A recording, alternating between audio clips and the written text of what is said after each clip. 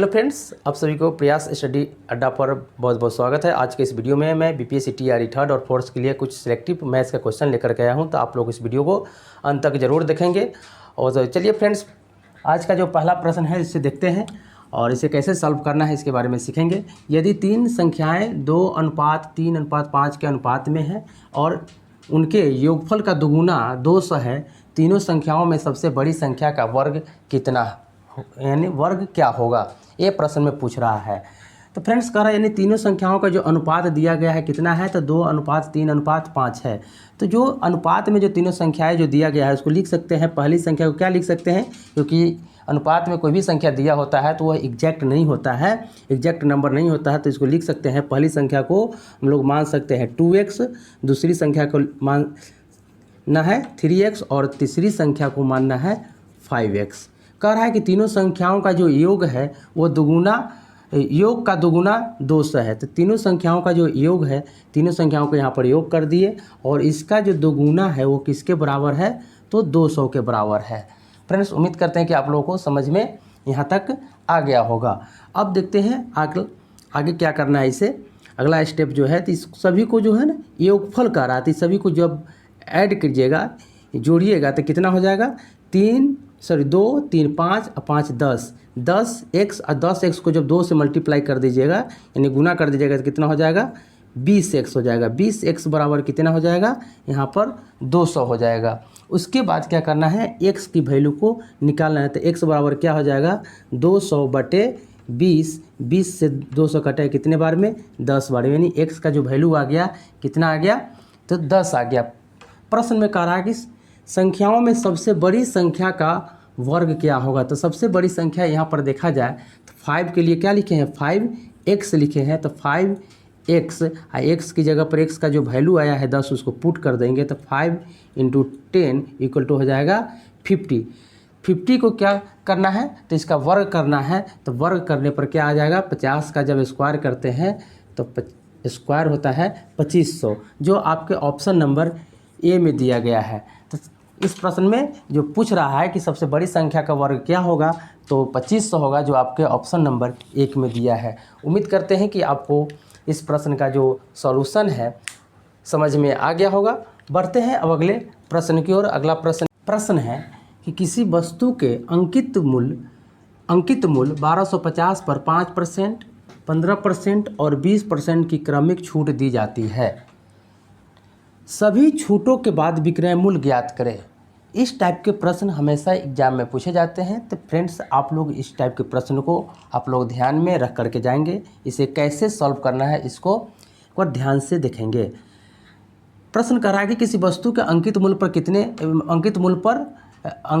1250 रुपये पर 5%, 15% और 20% की क्रमिक छूट दी जाती है। सभी छूटों के बाद विक्रय मूल्य क्या है।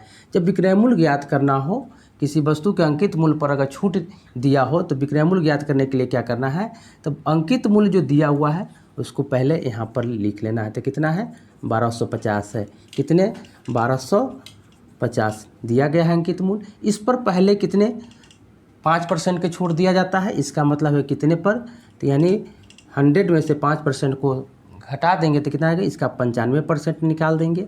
गुने फिर जो है 15% के छूट कह रहा है, तो इसको क्या करना है, इसको लिख सकते हैं 85/100 गुने फिर कह रहा है कि इस पर 20% की जो क्रमिक छूट है तो इसको लिख सकते हैं 20/100। ठीक है, यहाँ पर क्या करना है, 1 0 से 1 0 या कर ऐसे भी काट सकते हैं। 20 से 100 कटेगा कितने, 5 बार में। 5 से कट जाएगा 85, 17 बार में। फिर 5 से कटेगा, 5 से इसको काटेंगे तो ये कटेगा 95, 19 बार में। ये कटेगा 20 बार में। ठीक है, 1 0 से 1 0 इसे कैंसिल आउट कर देना है।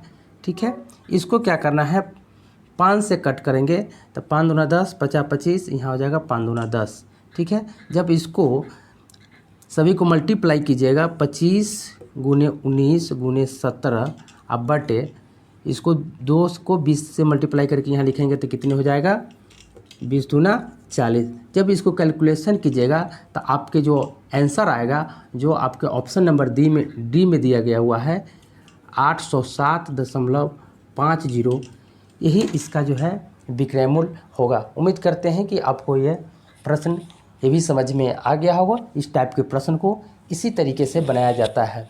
अब बढ़ते हैं अगले प्रश्न की ओर। अगला प्रश्न है कि एक समचतुर्भुज की भुजाओं के वर्गों का योग 900 मीटर स्क्वायर है। समचतुर्भुज की भुजा की लंबाई क्या है? प्रश्न में क्या पूछा जा रहा है? समचतुर्भुज की भुजा की लंबाई। एक बात हम लोग जानते हैं कि समचतुर्भुज की जो सभी भुजाएं जो होती है वो क्या होती है? सभी के सभी बराबर होती है, यानी चारों भुजाओं जो है कैसी होती है? तो बराबर होती है, यानी इक्वल होती है। ठीक है, तो यहाँ पर क्या करना है कि मानते हैं कि जो समचतुर्भुज की जो भुजा है वो है x है।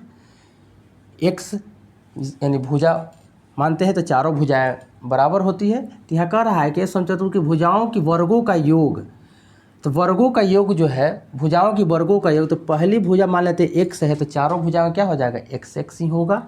तो पहला क्या करना है कि पहली भुजा x है तो इसका स्क्वायर प्लस फिर एक और दूसरी भुजा भी है x है, क्योंकि आमने सामने की यानी कहे तो चारों भुजाएं बराबर है, तो चारों भुजाओं को वर्गों का जोड़ जो है ना यहाँ पर कर लेना है। ठीक है, तो यहाँ से जब योग करेंगे तो कितने हो जाएंगे? तो योग करने के बाद आ जाएगा 4x स्क्वायर।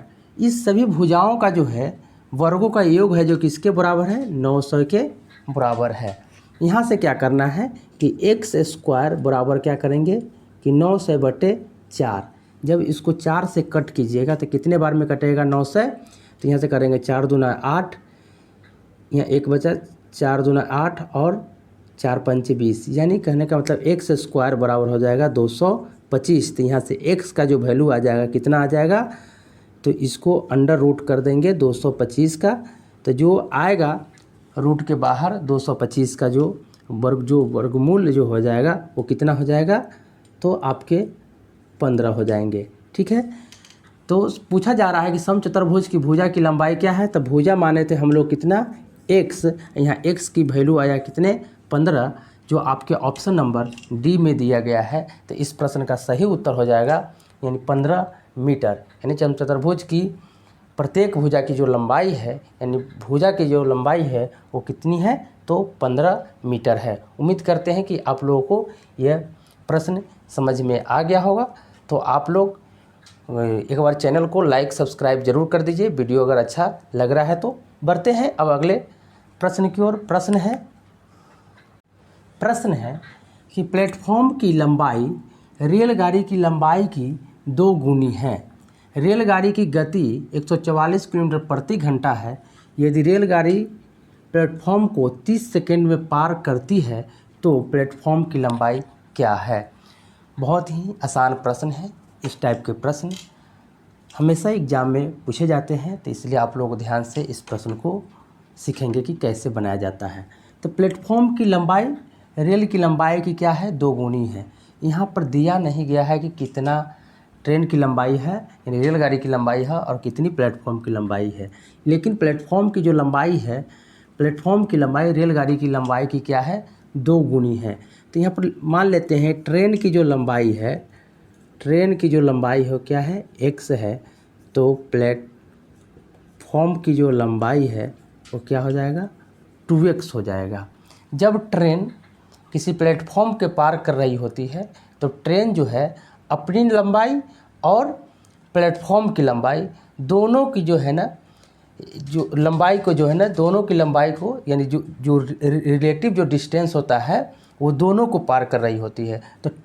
तो कुल जो दूरी जो पार करेगी ट्रेन, अपनी दूरी और प्लेटफॉर्म की दूरी, तो दोनों को मिला करके कुल दूरी कितनी हो जाएगी? तो x और 2x मिलाकर कितने हो जाएंगे? 3x। ठीक है ना, इतने मीटर जो है ना, चाहे इतने डिस्टेंस 3x जो है दूरी है वो क्या करेगी? पार करेगी ट्रेन। अब कह रहा है कि रेलगाड़ी की जो चाल है कितना है? तो 144 किलोमीटर प्रति घंटा है। तो यहाँ से क्या करना है कि कुल दूरी मुझे यहाँ पर मान लेते हैं कि जो ट्रेन पार करती है 3x, और दूरी हो गई 3x, और चाल इसका हो गया 144 किलोमीटर प्रति घंटा। किलोमीटर प्रति घंटा है, तो इसको, क्योंकि यहाँ पर जो कह रहा है कि रेलगाड़ी प्लेटफॉर्म को 30 सेकंड में पार करती है तो प्लेटफॉर्म की लंबाई क्या है? तो समय बराबर हम लोग यहाँ पर जानते हैं कि समय बराबर होता है दूरी बटे चाल।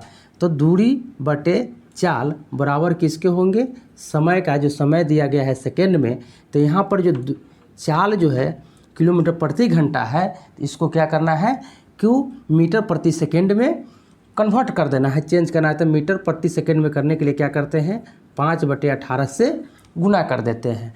अब देखेंगे फ्रेंड्स, यहाँ से जब इसको कैलकुलेशन करेंगे, सॉल्व करेंगे, तो क्या होगा, 18 से ही कट जाएगा 144 8 बार में।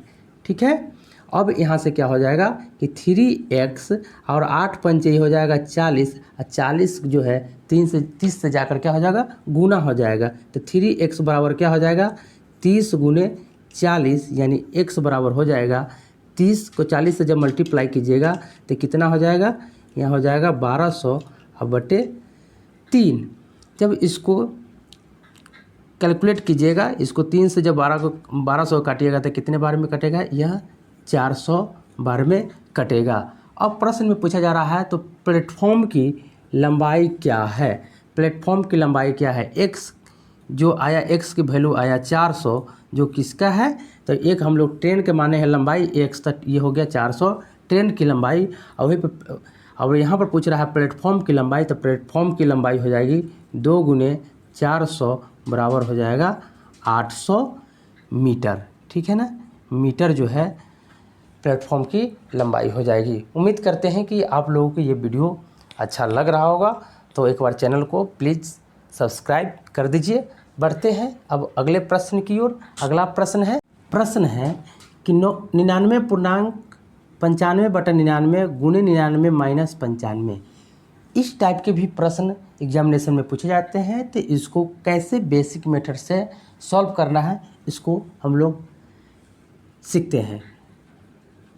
ऐसे इस प्रश्न को क्या करना है पहले फ्रेंड्स, तो यहाँ पर जो है इस 99 को पहले पूर्णांक वाले को क्या करना है, जब मल्टीप्लाई कीजिएगा, है ना, तो क्या हो जाएगा 99 गुने 99, ठीक है, अब प्लस क्या हो जाएगा 95, ठीक है, अब बटे क्या हो जाएंगे यहाँ पर 99, गुने यहाँ पर भी क्या किया है, आगे भी 99 कर दिया है, अब माइनस क्या है 95। फ्रेंड्स इसको क्या कर सकते हैं हम लोग, इससे इसको क्या कर सकते हैं, कैंसिल कर सकते हैं। 99 से ये 99 को कट कर दिए। अब यहाँ से क्या आया, 99 गुने 99 प्लस 95, अब माइनस क्या हो जाएगा 95, प्लस माइनस ये भी क्या हो जाएगा, कैंसिल हो जाएगा। जब 99 को 99 से मल्टीप्लाई कीजिएगा तो क्या आएगा, तो 99 को जब 99 से मल्टीप्लाई करना हो, ठीक है, तो अब देखें यहाँ पर 99 को 99 से कर रहे हैं, तो 99 में जब 99 से करेंगे तो क्या करना है, यहाँ पर कै गो 9 है, तो उतने ही टाइम्स यहाँ पर 0 बैठा देना है, और फिर क्या करना है, इसी 99 को इसमें से घटा देना है। यहाँ पर कर लेंगे तो क्या हो जाएगा, 10 में से 9 गया 1, ये बच गया 9, 9 में से 9 गया 0, ये बचा 8, ये बचा 9। यानी आपके जो कैलकुलेट करके जो वैल्यू आया, कितना आया 9801, जो आपके ऑप्शन नंबर डी में दिया गया है। इस प्रश्न का सही उत्तर हो जाएगा 9801। उम्मीद करते हैं कि आप लोगों को ये वीडियो अच्छा लगा है। तो आज तक के लिए बस इतना ही। तो आप लोग वीडियो को एक बार लाइक सब्सक्राइब जरूर कर दिए। मिलते हैं फिर अगले वीडियो में। इसी तरह से आप लोगों के बीच मैं सिलेक्टिव मैथ्स का क्वेश्चन लेकर के आते रहूँगा। धन्यवाद।